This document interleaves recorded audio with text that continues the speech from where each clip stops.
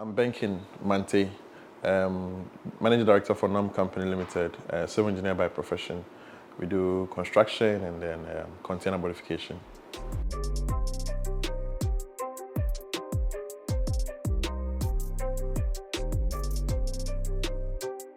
The engineering, for the love of engineering, it was broad, and the love also was intense and is intense. And was in a company where we're doing just one thing, the construction of 4 stations. So I had to, come out of it and branch out to do, because civil engineering is big. We can do roads, houses, bridges, dams, just to, give out what I have in me in terms of the engineering, infrastructure, and other development that comes with it. And through that, the container idea also was birthed.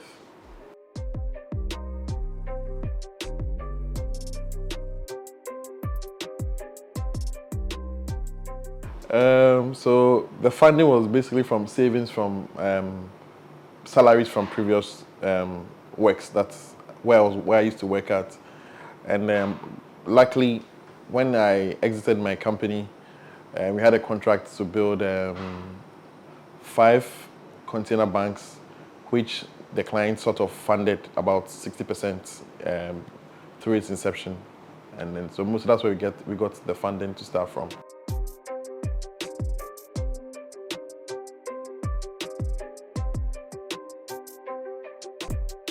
For us, it's about the uniqueness and the relationship we have with our clients, because there are people doing the same thing, but we treat a client as family. We treat a client as a partner. We build with the client.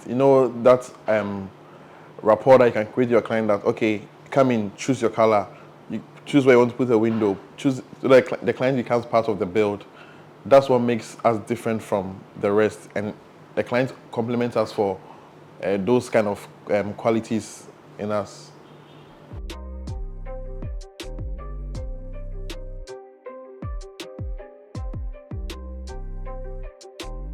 The first one is policies. There's supposed to be a windfall for entrepreneurs under 35 to get tax breaks, but it's not really something that is being practiced. You apply from GRA, and they tell you to wait, and the government needs money, so they can't really give you that. You're supposed to bring a whole lot of documentation. You bring it's not pre-approved, and also funding. I wish we could have just an infrastructure bank or something which believes in what we are doing, and even just other engineers out there to fund projects. Because it would be nice to have a container estate, but you can't really fund with the price of lands, the price of the containers now. You need lots of funding, and we need government policies to also drive this initiative to promote this kind of new, let me put it in quotes, affordable housing, where your turnaround time or the construction time could be at least minimum of 2 months. You're done with your house, you're moved in. So it's basically the government, the funding, and the policy. And also, one thing I realized is there's this pride that we have as Africans, that we think that, living in a container house is beneath us, or no, I can't live in a container house. It's just the pride that we have. But abroad, a lot of 5-star hotels, hostels, universities, schools, containers are made up of swimming pools, and just the flair with which you can build in any shape or form. But I think it's also the pride in Africa that you have to build a brick and mortar before you gain some status. That's what is also in the way right now. But I think people are really trying to understand, with the current economic crunch going on, people are really trying to understand that you don't really need to waste 5 years to build your dream house, while you can build the same house in less than a year, in less than 6 months, using containers and new methods of building.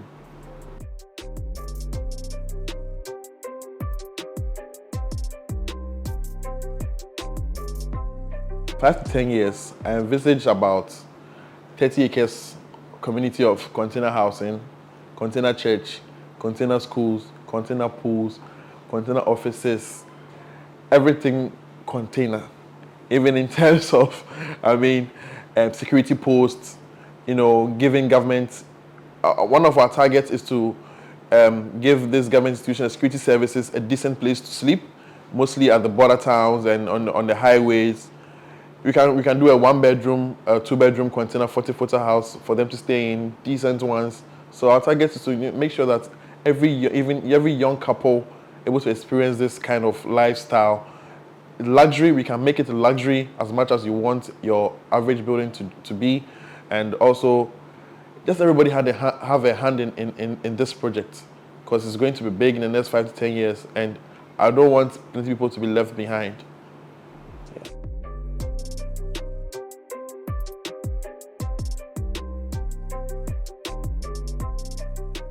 Yes.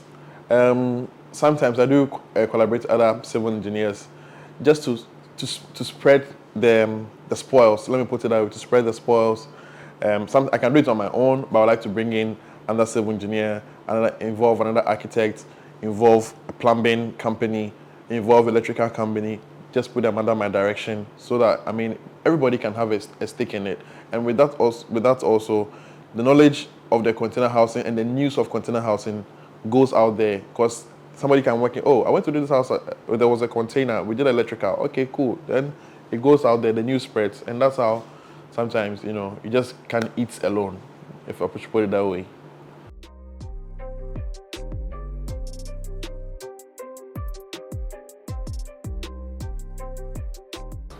For my significant partner to be in my business, I don't think it's something that I champion. Maybe it could be at the back end, maybe home, maybe just work through the finances or something. Because, when you're an engineer and you're on site, you're giving instructions, you're in the heat of the moment, you might end up shouting, and you might end up shouting at her, and to be like, okay, why are you shouting at me in front of your workers and all those things. So I just try to, just a line that I try to create from my significant other, being part of the company. Else, if I go home, I have to go and beg.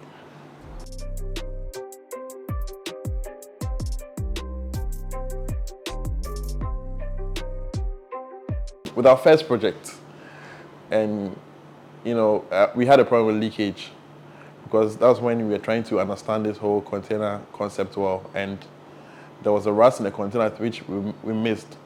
So there was a leakage coming in, and we looked everywhere, we couldn't find it. We took off the roof and everything. It took us about months to realize where the problem was coming from, which I think, in hindsight, we would have done a better job if we had. So now we do inspect a lot of our containers before we purchase them.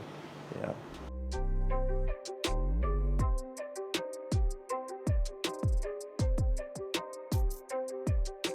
First of all, I'll tell you to plan.